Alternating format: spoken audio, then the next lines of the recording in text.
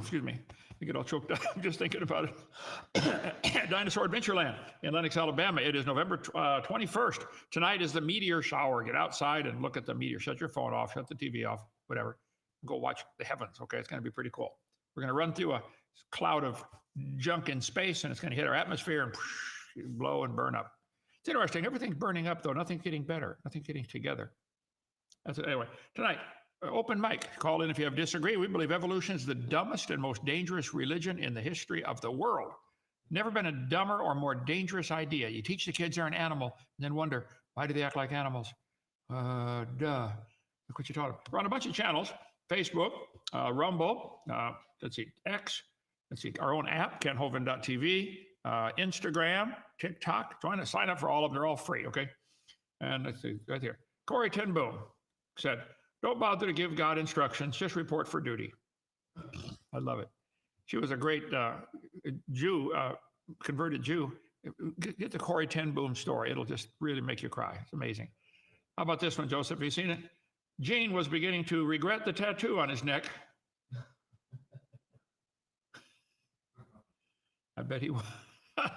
Is this the one you did, Joseph, the Ark Logistics Summary? Yes, sir. You put that together? Yeah. Yeah. See, when animals get in, like a Noah's Ark, Noah didn't have to go around feed them all. First place, he didn't have cages. He had just rooms. And just let the animal, most of them go to sleep, or just if they can't run around active, they lay around, okay? Like some of you do, okay? There's hibernation. They can become lethargic. There's brumation, like reptiles and dinosaurs. Food need, zero. Okay? Estivation, that's like amphibians and lungfish. Torpor, you just get, sleepy, okay? Diapause, and that's that one, cryptobiosis. I'm going to do a lot more research on that, but thank you, brother. That's an awesome start on. So many of the animals on Noah's Ark didn't have to do nothing for them. Just let them take care of themselves. And the rest of them, you don't need to go around feed them. Just throw out bales of hay. They'll find it. We don't go hand feed our cows every day. Throw out a bale of hay and they find it. Okay. At the dentist a couple of days ago, I broke my tooth and had to go in yesterday with a bulldozer and get the root out. I'm still sore from that. But there was a lady there at the dentist. She's the oldest lady I know of in Monroeville, 98 years old. Yeah. The secret to getting that old is don't die from anything. Okay. All right, Hank Green from Missoula, Montana says there's evidence for evolution. He's got a whole channel devoted to that with 8.32 million subscribers. And he says there's evidence for evolution. Hank, I disagree. I'll debate you anytime, okay? Bring it on. Somebody call Hank and tell him. Anyway, November 21st, next Thursday is Thanksgiving. Come on down. We'll be your family for Thanksgiving. Come join us for Christmas. If you don't have a family, we'll be your family. Come on down. I think our cabins are full already for Thanksgiving. I'm sorry about that. We're trying to finish 7 more apartments in the Ark, but right now they're not done. So if your carpenter want to help, please get down here and help. Okay, help us to open for free. Join our 777 club. Say, I like what you're doing. I'm going to donate to keep you guys going. We've been open for free right here. Well, Pensacola for 27 years, and then here for almost 10 years. We just want to win souls. Do you want to tell them if they got an odd email that says Malachi 3:10 that is you? I think I've got that coming up here. Let me see here. Yeah, here it is. In Malachi, the last book in the Old Testament, he said, will a man rob God? Yet ye have robbed me. But you say, where have we robbed thee? In tithes and offerings. You're cursed with a curse. You have robbed me, this whole nation. Bring all the tithes into the storehouse, that there may be meat in my house, and prove me now herewith, saith the Lord of hosts, if I will not open the windows of heaven and pour you out a blessing, there shall not be room enough to receive it. Malachi 3:10, okay? Bring all the tithes, it's the 10th, into the storehouse, that there may be meat in my house, and prove me now. Here, test. God said, put me to the test. You bring the tithe, like he told him to. That's to take care of the Levites and those that are taking care of the ministry of the Lord. There were 12 sons of Abraham, Isaac, Jacob. 12 sons of Jacob. His name was changed to Israel. And one of them was Levi, and all of his kids and descendants became the priest to take care of the temple and the tabernacle and do all the priestly duties, the counseling, write copies of scripture. And same thing in the world today. They're not priests anymore, but there are churches and pastors that need to go full time and not have to work a job so they can spend full time on their ministry work. Brother, I work pretty hard around here on other stuff, but I still spend 4 or 5 hours every day on a half-hour program. Yes, sir. Yeah. hope it shows, but that's my job. So it's if you're not in the ministry, you should be supporting somebody who is in the ministry. If you don't like ours, find another one. Okay. Prove me now, test me, God says.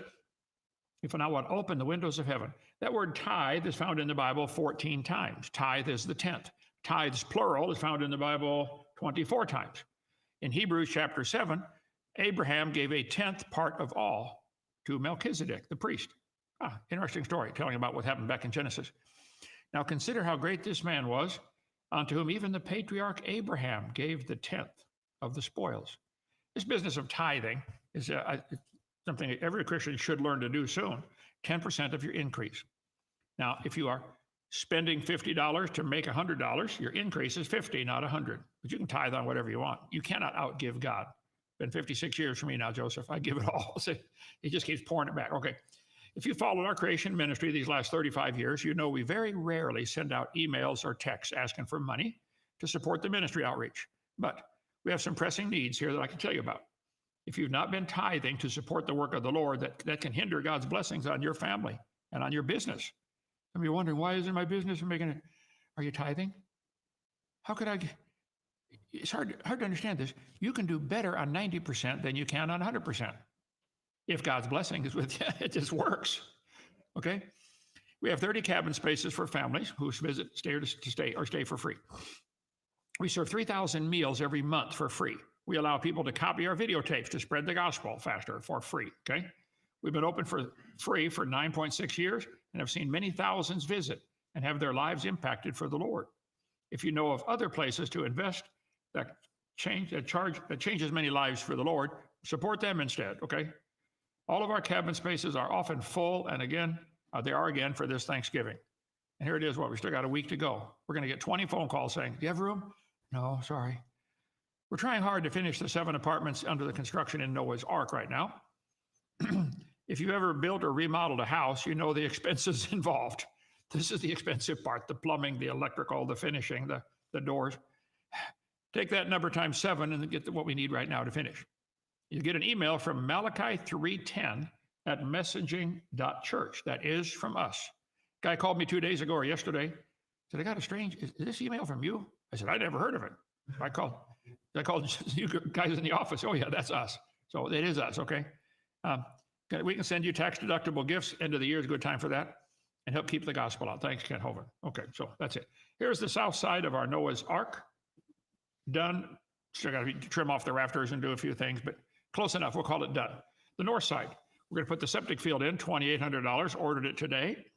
I had $200 in my pocket. I told Mike at Evergreen Concrete. I said, how much is it? He said, $2,800. That's the tank and all the field stuff and all that. Okay, I got 200, Mike. No problem. I'll bring it out Monday. Stuck my neck out. Hope it's like that rooster or that whatever. Okay, seven apartments right behind the Mini X where we're going to put them. First apartment under construction. Got the floor board down, ready to put. Anyway, it's going. First apartment under construction. You guys are doing great. There you are. You're world famous now, RJ. Look, is that you? It's like RJ has. Yeah, RJ. Look at that, RJ with the hat, and yeah, there's a second apartment. 2 and 3 are not under construction yet. Okay, we're going to do one at a time. Get one done. The third floor, 172 feet long. Come help us build Noah's Ark down here. Let's see. This guy wrote me a letter. That was 2 days ago. You sent it to me, Joseph. My name is Nikita. I never got to thank you for helping me come to the Lord. Back in the 90s, I was a depressed child. In my early teens, I felt hopeless, and my bitterness towards God was making it hard to believe anymore. My Russian parents brought some of your seminars on video cassette and played them often. The videos were translated into Russian. They would bring home friends and neighbors to watch and discuss. My parents did not know it, but I was very lost and needed hope. The devil had me. I lived in a dark cloud. I cried every night for about a half hour. With no hope, I wanted to end it all. If you would have seen me as a kid, you would have never suspected my sad state. I hid it well. But at 12 years old, after everyone was asleep, I would go downstairs to watch your videos. I began to believe again. If Genesis is true, I thought there must be a God. Finally, at the age of 16, I heard the gospel, gave my life to Jesus Christ, and was baptized. I write this with tears in my eyes. Thank you, Brother Hovind, for your work, for your witness. I'm 36 now, have 3 kids. We're happy home. We serve the Lord. I still share your videos with people I meet. Amen. That's what they're for, please. You don't ration out bullets during wartime, okay? If you want to get one of my video series and make 1,000, 10,000, 50,000 copies, as long as you're giving them away, not selling them, please do. I got to call that guy in Dallas. He made 46,000 copies and passed them out all over. That was years ago I talked to him. Anyway, Noah's Ark. Okay, so let's go to, what's his name? There he is. Hank is going to show us evidence for evolution. If you have questions, if you believe that, if you want to call in, be on the show and say, I think there's evidence, bring it on. Okay, here we go.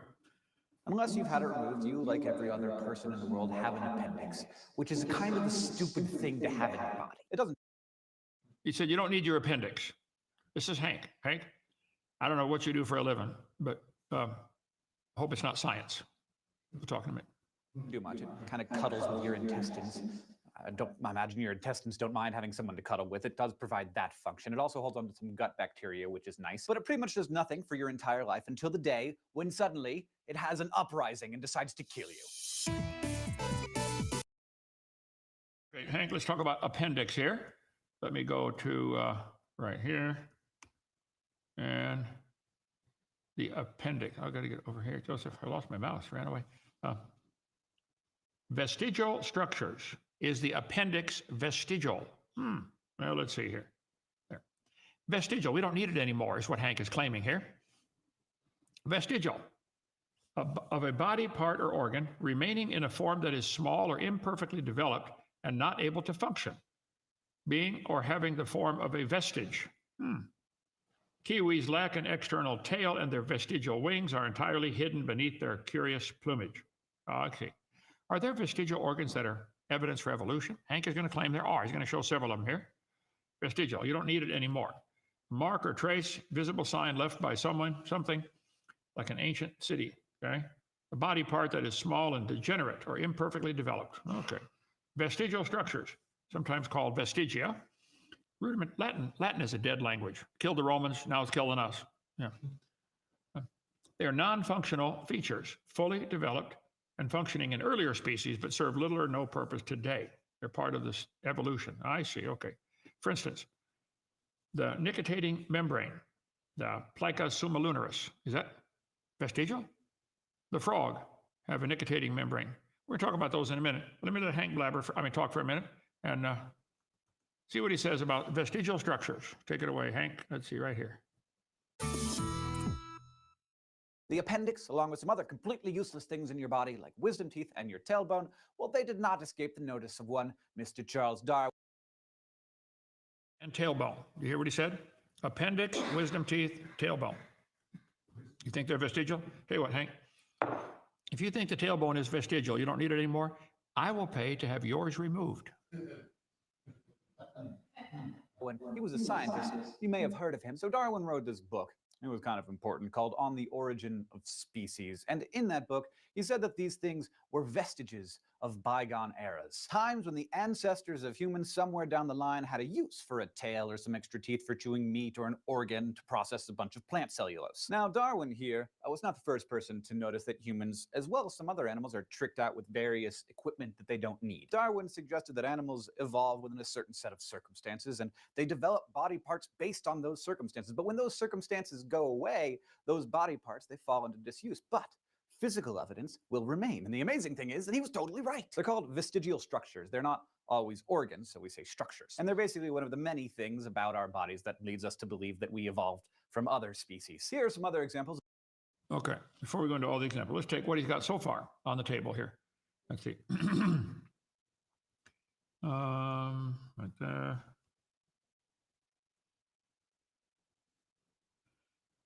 I got to get this thing figured out, Joseph. Got me all bumfuzzled here. First of all, Hank, I want you to stop and think for just a minute. If there were vestigial structures, we're losing something, not gaining something. How's that help your evolution religion? You think we used to have this, but we don't need it anymore. First place, you're wrong on all of them, okay? But let's see, comments on comments. No, I want.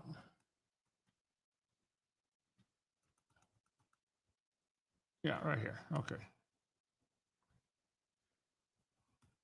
Sorry about that. This is the joys of live shows. Oh, is it? I got to move that back and forth. Maybe I need two screens, Joseph. Okay. I don't know. I'm confused enough with just one here.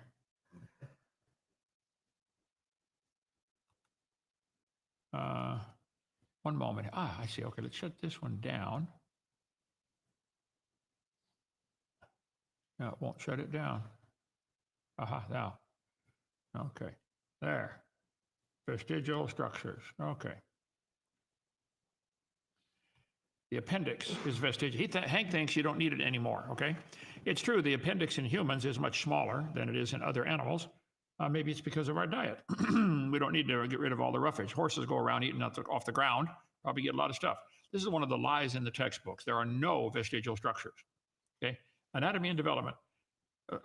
There are no vestigial structures. Even if it were true, that would be the opposite of evolution. That's losing, not gaining.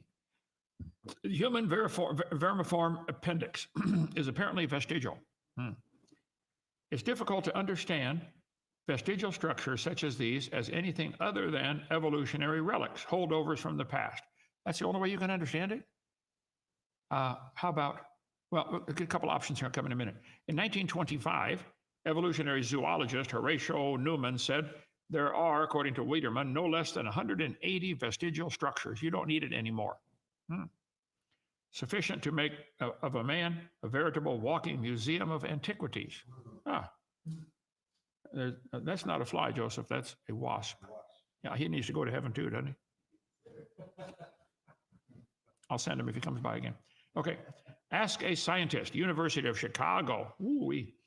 What is the function of the appendix in human before it's taken out through surgery?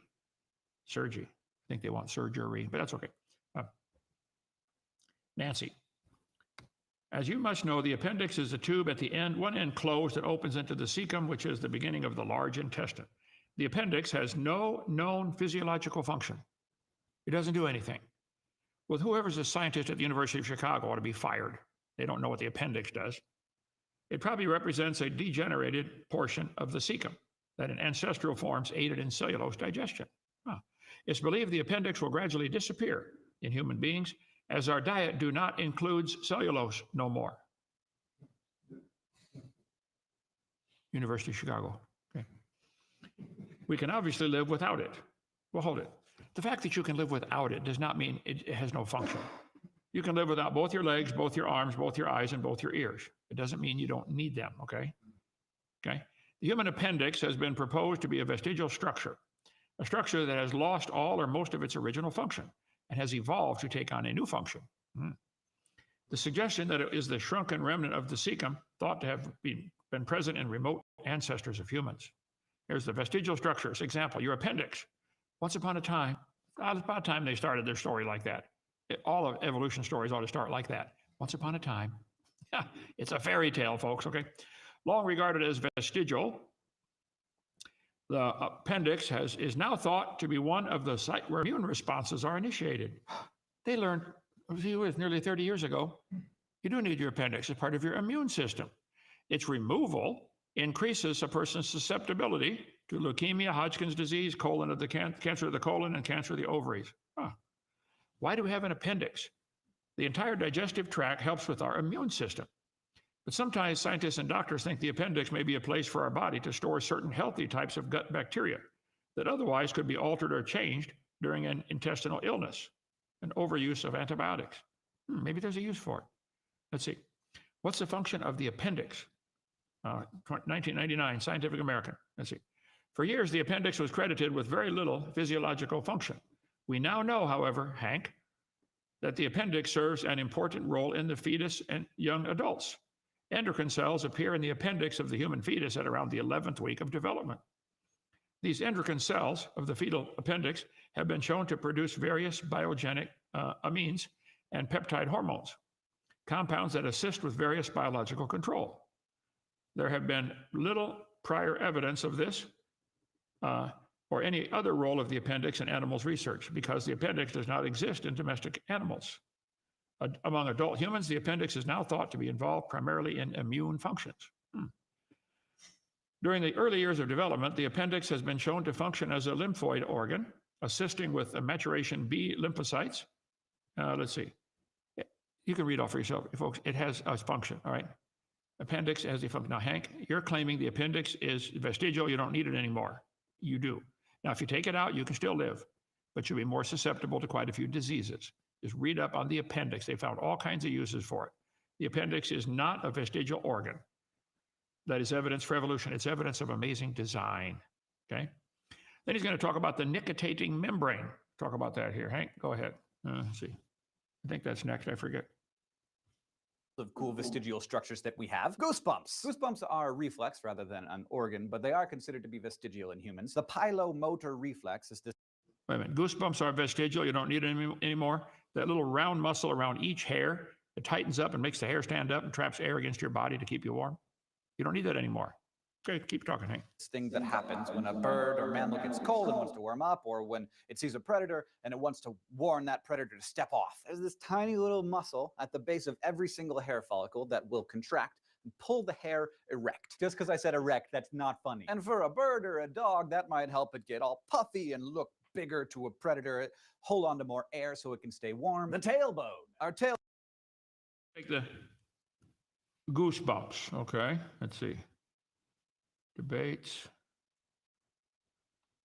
Nictitating membrane. Goosebumps. I guess I don't have them quite in the same order. It's been a busy day. Let's see. Appendix. Oh, here we go. Slide number 2772. That's at the beginning. Yeah. Erector pili muscles are not vestigial organs, Hank, that are evidence for evolution. They're evidence of an amazing design. Oh, yeah, there they are right here. I got to go backwards on this one. Oh, 2 claws. I got stuff for all this stuff in my slides. Okay, 2 claws there. Vestigial structures, useless, but now useless. The useless little erector muscles around each hair. These muscles fluff the hair and conserve heat. In humans, they primarily produce goosebumps. Above each ear, we have these. Oh, that's a different one. Okay. So there's a little tiny muscle that tightens up, the erector pili muscle. And you really think that evolved by chance? We don't need it anymore. First place, how did we get it to begin with? I mean, you guys really better give an answer for how did something so complex, how does it, the temperature sensing part of your body sends messages to these little muscles, tighten up, stand the hair up. Oh. Erector pili muscle, known as the hair erector muscle, is a small band of smooth muscle tissue that connects the hair follicle to the dermis, which would be the skin, the layer of skin beneath the epidermis. This muscle plays a crucial role in various physiological processes, including thermal regulation to keep your body heat the same. How many of you have ever been cold and you noticed all your hair start to stand up on your body? Yeah. Hair growth and skin development. Contraction of the erector pili muscle causes the hair to stand on end, trapping air between the hair and the skin, which helps to retain heat. This is known as the pileo-erector goosebumps, okay? Hair growth. The erector pili muscle helps to stabilize the base of the hair follicle, which is essential for hair growth. Skin development. The erector pili muscle is involved in the development and maintenance of the, I forgot what that one is, sebaceous, pileo-sebaceous unit, which includes the hair follicle, sebaceous gland, and apocrine gland. So there we go. There's the sweat gland. So you think erector pili muscle is evidence for evolution, Hank? It's an amazing design. Now, we may not need as much as animals need because we're smart enough to make clothes. Could that be it, Hank? Maybe the dogs need more because they make their hair stand up and look bigger or something. We don't need as much hair because we were designed smarter. We can make clothes and live in houses. Yeah. Okay. All right. He goes on with one more here. Hey, the tailbone. Tailbone, or the coccyx, is this little vestige of a tail, because our ancestors used to have tails, and I'm sure Stan won't mind if we show off his butt here. And there you have a little tail. Can you get a zoom in on it? Zoom in on it. Yeah. See a little butt tail there? It's got a little tail. And so do you. That was excellent work. You're a really good actor. We see tailbones in all great apes, and we even see them in the fossilized remains of our ancestors all the way back to the Miocene periods when our ancestors were first trying to grab onto things with their newly opposable thumbs. So now all we have is this tiny itty bitty stuff of a tail, but it is not totally useless. That little. Joseph, I wish people could get a glimpse of how dangerous this evolution teaching is.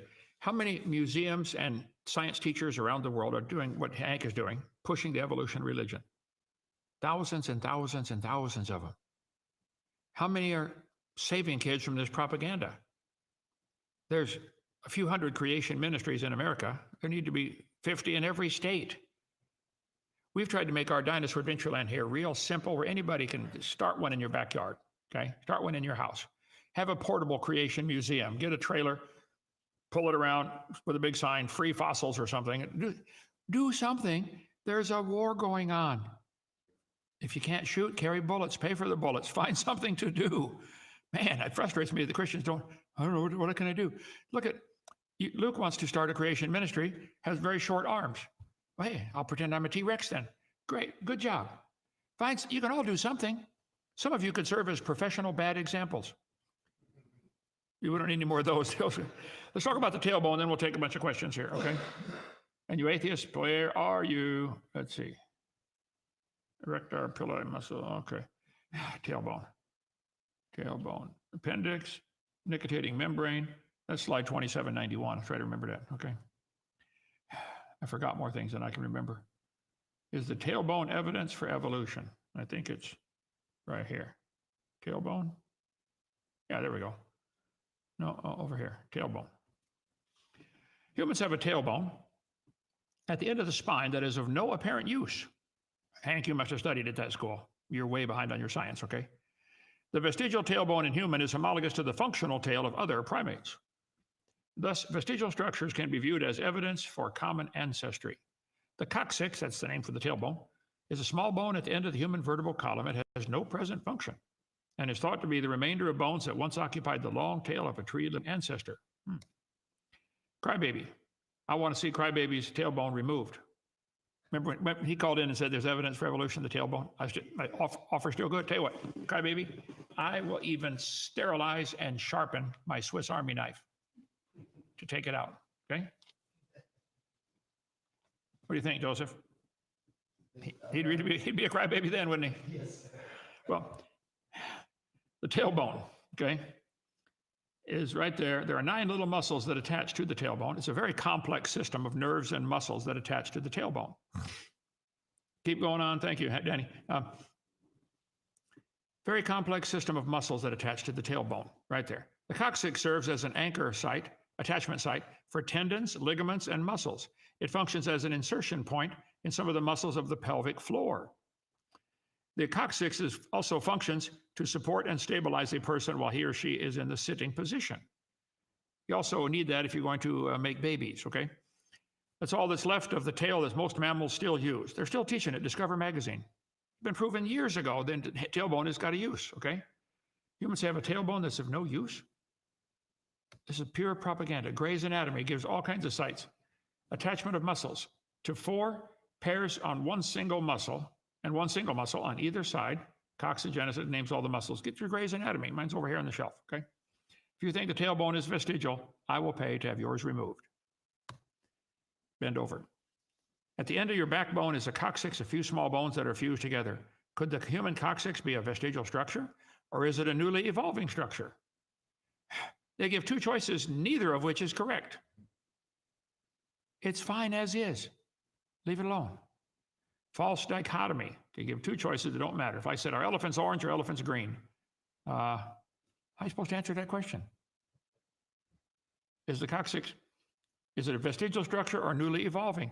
It's neither one. It's fine. Just leave it alone. Human vestigial organs, the coccyx, okay?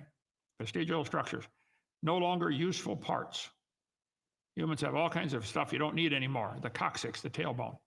This is just propaganda. They're so desperate for evidence. Now, keep in mind, even if it was, that's going backwards, guys. You'd have to have quadrillions of examples of things evolving, getting better, not losing something. This is totally backwards to what you need. And even then, you're lying about it. Okay? Okay, we can spend all day just on the coccyx if you want, but 3 to 5 bones and 9 muscles that attach are used to support the complex muscle system of the pelvic perineal floor. To support in defecation. Figure that out, okay?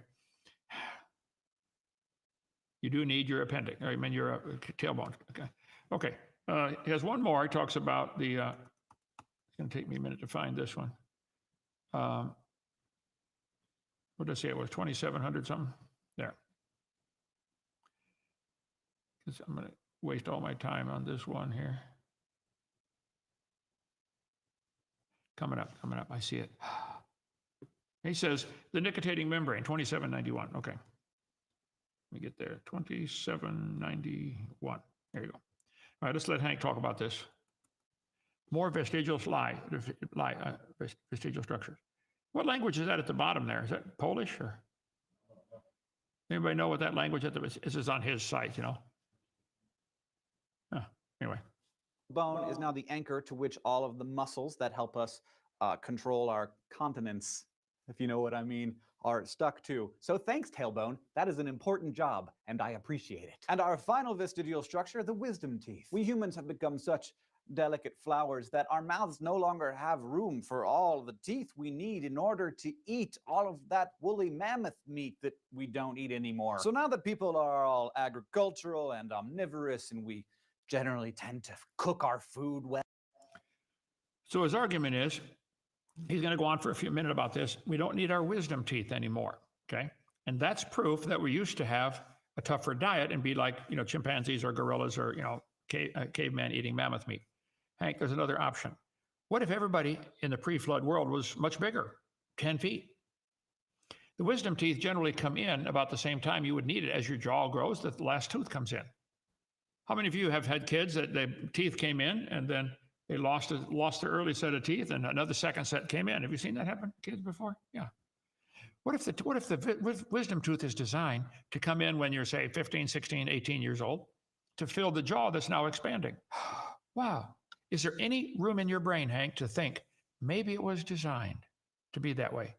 Now, the fact that some of them get impacted, a lot of people have to have them out. I had to have mine taken out. That's not proof of evolution.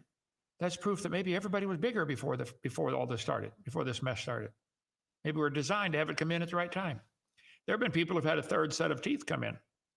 Maybe we're designed for your teeth to wear out in 50, 60, 70 years and fall out, and you get a third set and a fourth set. I mean, maybe you got a new set every 70 years. That'd be cool. Yeah. Save the dental bill. Yeah, like mine yesterday, $400. Okay. Nictitating membrane. Let's keep talking here. Our jaws are now too small to accommodate all of the teeth that grow into them, and that results in modern humans frequently getting impacted wisdom teeth. I actually have one of mine left because they took out 3 and they couldn't get one.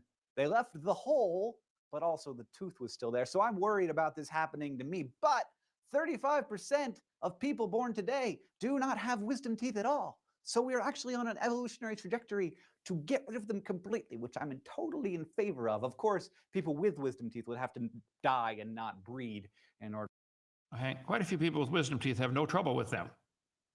They fill in the jaw. So don't. Watch what he said. This is Hitler's thinking.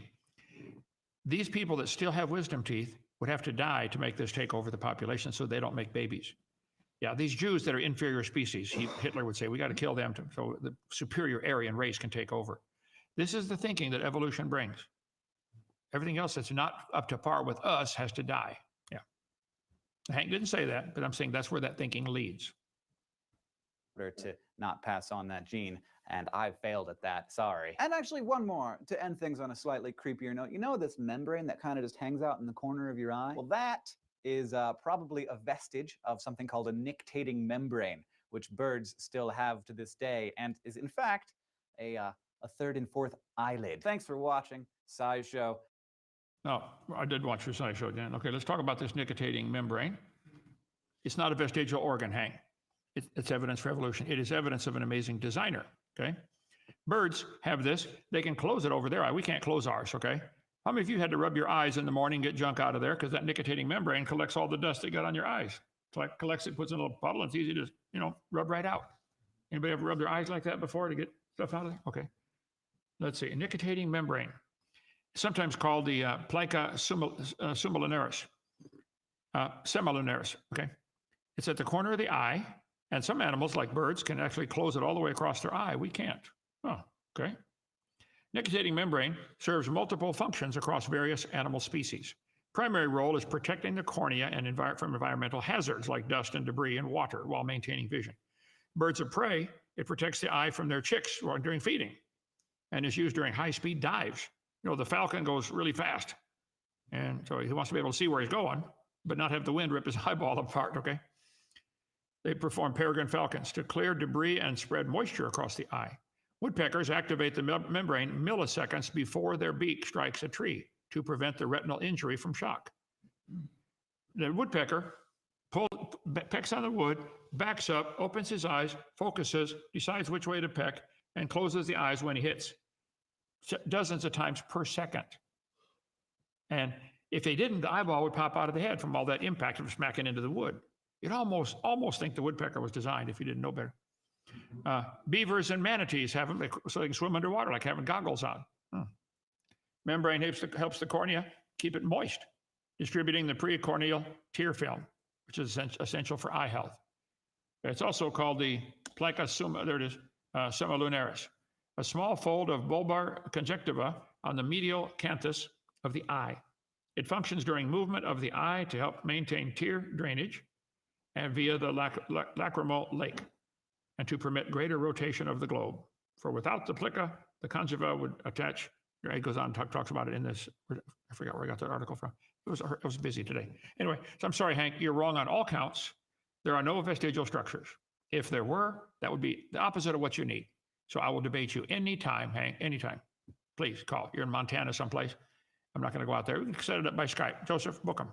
855 Big Dino extension 4. Any questions or comments real quick before we quit here? Yeah. Do you have any thoughts on contemporary worship versus hymns? That's a matter of style. You know, some people like the dancing around. I'm not against it. I was in the Mennonite church for a while as a kid, you know, and they do some of that, marching around the church and singing hymns. I like that. I like gospel music. I like quartet music. I get a lot of requests, so I don't sing usually because I get so many requests. Please, people want me to sing on a hill far away all the time. I don't know. I'm not sure what they mean by that, Joseph. Hurts my feelings, though. Let me get Hank back over here. Put me back up there, brother. I got to drag Hank. No, got to shrink it. If I don't, you guys don't understand. It causes lots of trouble when I get back to my room because now Hank's off the screen and I don't have another screen to drag him from. There we go. Now I can shut him down. Yay. Okay. Okay, other question. Oh, why were the feast, Sabbath, and dietary commands nailed to the cross but not tithing? Good question. Don't know. The ministry still has to have support. Most of that stuff was ceremonial, to prepare for Christ's coming and to teach about, the things about the crucifixion and Jesus' ministry. But tithing, the church, those who are going full-time in mission work or pastoral work still need supported. If your pastor has to work a 40-hour week job, he's not going to have much time to prepare and do counseling and help people, in trouble. Some take advantage of that and get lazy. You guys know me here? Is that me? Okay. I think I outwork anybody here, including preparing 6 messages a week. Okay. So I try hard. All right. Let's see. Thanks for all your work. I teach 5th grade at a Christian school in New Mexico. I teach Genesis, Exodus every year. Your teachings are a fantastic resource to share with my students. So few sources teaching truth out there. God bless you. Joseph, that one you played last night while I was came back from the doctor, that wasn't the Making Babies series. That was Creation That Destroys Evolution, wasn't it? Yes. I did that several years ago. There is a lot of good stuff in there. Yeah. And you can get the whole thing for $100. There we go. By the way, I would encourage you to get DVDs. People say, that's old school. Yes, that's what they want you to think. Because who's controlling that internet now? If you'd rather watch things online, that's fine. But what if they decide they don't want you to watch things online anymore? If you had it in DVD, you could watch it whenever you feel like it. And right now, they know what you're watching, don't they, Joseph? Yeah. Oh, yeah. Yeah. Well, there's 7 cameras in the phone? Some of them. Some of them. Yeah. Like 5 is, I think the newest iPhone has 5 or 6. Newest iPhone, 5 or 6. Yeah. So while you're watching it, it's watching you, Absolutely. including your eye movement, where you're looking. Yeah. I got nothing to hide, but it just kind of bothers me. I'd rather have, have a DVD. Okay. What's the quantum theory and has the Big Bang been replaced? I think you'd want to ask the folks at ICR.org, Institute for Creation Research. They got some physicists there that deal with that kind of stuff and write articles about it. And I try purposely to keep my ministry 4th grade, 5th grade level where kids can get it. I got that one. So Big Bang Theory replaced it with been stupid all along. There is no logical explanation for the universe being here other than there's a creator who's outside of the universe. The guy who created this computer is not in the computer. He's outside of the computer. God is out. If God is limited by time, space, or matter, he's not God. Time is God. This is not 2025 in heaven. God is outside of time, looking at the whole thing at the same time. Now, my brain won't hold all that, neither will yours, but that's the way I think the Bible teaches it is. He's eternal. Okay. Let's see. Is there a good book for advanced ancient artifacts? There are many. The Lost World Museum, the poor guy, John Adolphi just died last Saturday, but his museum stuff is excellent. His website is excellent on this topic. Who else does stuff on that, Joseph? Pastor Kevin House from Boot Hill Ministry. Boot Hill Ministry? Yeah, he was here at our boot camp. He had great archaeology. Yep. Okay. Hi from New Zealand, and thank God for you. Well, thank you. Appreciate that. How do we pronounce that name? Okay. Stuff like that. Question, can you explain why God doesn't reveal himself as he did in the past? I don't know that he doesn't. Your question's got a built-in assumption. But I guess once he finished his word and delivered his word, he's done. Believe it or not. If you don't want to believe it, fine. A lot of people died so we can hold a copy of that book. Okay, lots of folks died. More dying right now in countries having their heads chopped off and everything.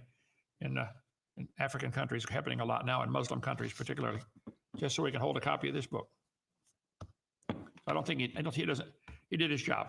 He doesn't have to do any more. Sam, can you explain your opinion on the Ice Age? I called earlier today. Okay, let's see. Let me put that one down and open up. No. Ice Age. I think there's no question there was an ice age. There's clear evidence that the ice slid all the way down to southern Illinois. Seminar part 6 of my creation seminar series is where I talk, get the whole thing for $50. The Ice Age, let's see, Alt-DV. What froze the mammoths? What about the Ice Age? Here we go. Excuse me. What about the Ice Age? Where does that fit into the Bible? There has certainly had at least one ice age. Some people say more, several theories. Here's the Hovind theory. There's obvious, clear evidence that snow was sliding sideways, not just snowing down, sliding clear down to southern Illinois, okay? The Antarctica, completely covered in ice, thick layers of ice. There's the evidence for the Ice Age. So they say it was 10,000 years ago. No, over a kilometer thick. I disagree with the 10,000 years. But when the ice finally melts back, it leaves behind a pile of boulders that it plowed ahead of us. They're called a terminal moraine. So I think what happened, where'd my globe go? Oh, over here, okay. I'm a strong believer in what's called the canopy theory. I don't know that it can be proven, but I think the evidence is pretty overwhelming. There used to be a crystal canopy of 2 or 3 inch thick layer of ice completely surrounding the world. It was probably 10 miles up, I'm guessing. Squeezing with the air that's now out there 50 miles was all squeezed into 10 miles, which would greatly improve conditions on Earth. We'd have under higher pressure, it couldn't rain. Watch the weatherman. When it's a high pressure zone, no rain. Low pressure, rain. I think it was crystal clear, and the Bible says a mist went forth and watered the face of the ground. The Earth had a very different watering system for the plants. But that crystal canopy is in contact with outer space, which is minus 459 Fahrenheit. That would be super cold ice becomes magnetic. And you can pick it up with a magnet when you get ice cold enough. So I think that when the fountains of the deep broke open, it shot up rocks along the side of the cracks and shattered that canopy, causing it to get shattered up there. And it snowed on the North and South Pole. Pick a number, 20 feet a minute, I don't know, snowed a lot fast. Super cold snow that buried the mammoths standing up. They find frozen mammoths, big, huge, hairy, hippie elephants, standing up, frozen. Huh. What happened? Embarrassing. Yeah, I think that they gather the mammoth tusks to get the ivory. Mammoths are found all over Alaska and Russia. Not just mammoths, but other animals. I interviewed Charles Morrow. He was 81 years old at the time in Texarkana. He said back in the 50s, 75 people ate mammoth meat at a dinner for the Arctic Institute of North America, where he worked. That's old phone. I'm sure he's dead by now. That was 20 years ago. Okay.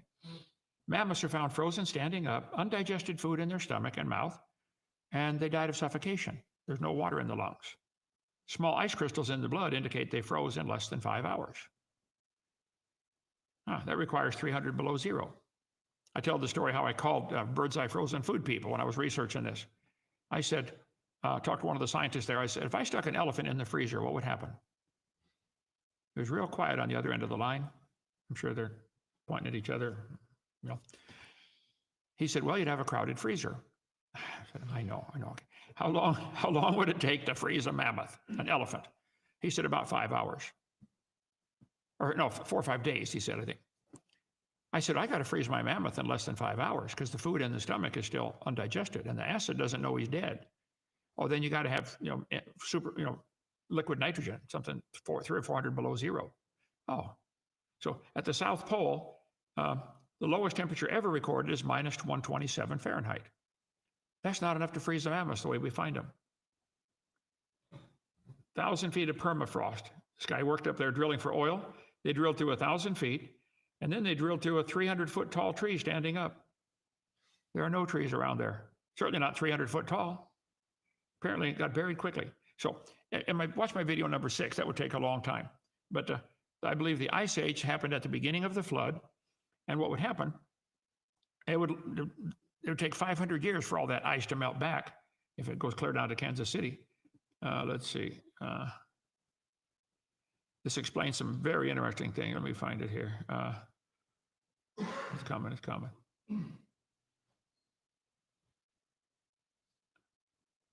This is seminar parts. You can get all my slides, all 50,000 of them for $100 on a thumb drive. What happened? Let me go back to home. How did kangaroos get to Australia? That's got in there. The Earth, all the continents have what's called a continental shelf around them. If you lowered the water 200 feet, England and Ireland and Scotland would be all part of France and Wales, okay? The water's really shallow in the North Sea there. Devil's Hole, the deepest place, 780 feet. The rest of it's, pretty shallow. You can see it from space around England there. That's this continental shelf. If you lowered the oceans a few hundred feet, they average 12,000 feet deep. If you lowered them 200 feet, that's what you could walk between Russia and Alaska. You wouldn't even know there's a separation. It'd be one big continent. If you raise the ocean, if you lowered the oceans 200 feet, that's what Florida would look like. It would include Cuba. And you could walk up past Nova Scotia to England. I think it got the ocean filled in, spilled over right there, and carved a little canyon between Florida and Cuba and filled in the Gulf of Mexico. Pensacola, Mobile Bay, generally 7 feet deep. They have trouble getting ships in and out of there because it's always silting in. If you lowered the oceans a few hundred feet, Australia would be a peninsula off Vietnam. You could walk there. So for several hundred years, the animals could walk wherever they wanted after the flood. Meanwhile, the ice is melting back, raising the ocean levels, which shrinks the continents. I think that explains why there are so many underwater cities that have been found, underwater highways. They didn't build it underwater. Okay, they built it when it was not underwater.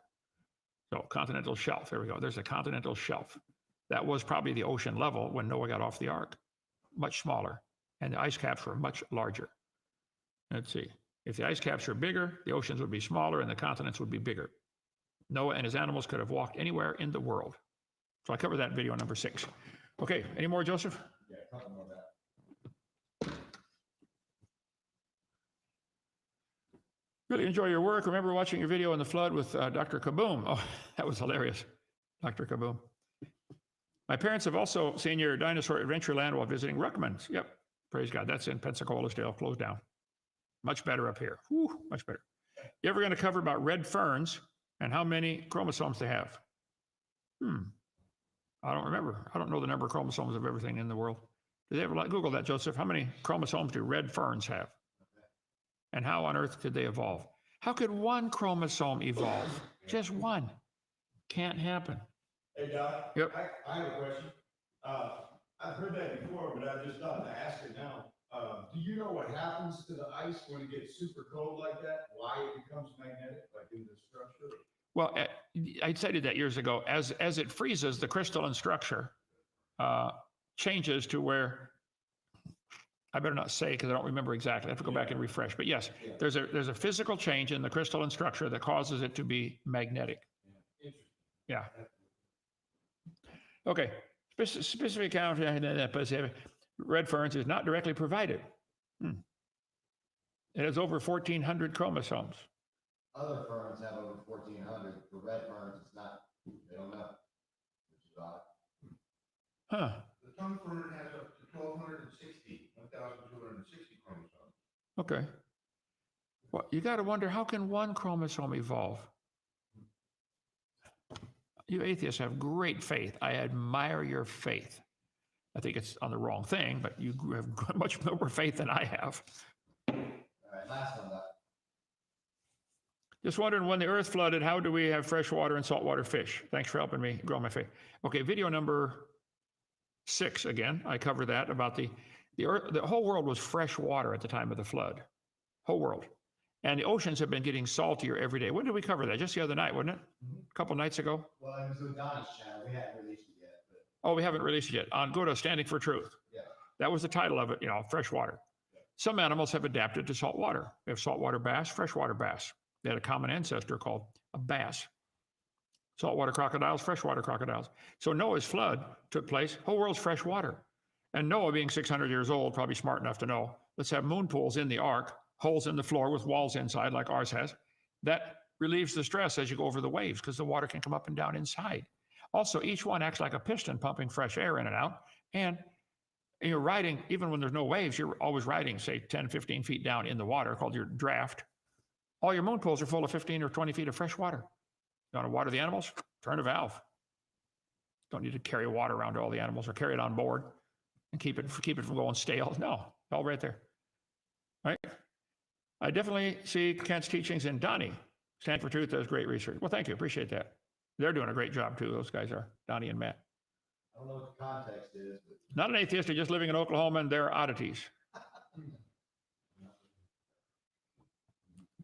I agree. All right, let's quit. Nothing tomorrow. Sunday morning, we'll be closing up the book of Ecclesiastes. Amazing chapter. Then, all you atheists, please call for some debates. I'm getting lonely. I've only had 389. I want so bad to get to 1,000. They're real brave in front of their keyboard, aren't they, Joseph? yes, sir. Come on. Hey, don't remember, I've got a non-accredited degree. I'm easy picking. Bring it on. Okay, see you tomorrow. Bye.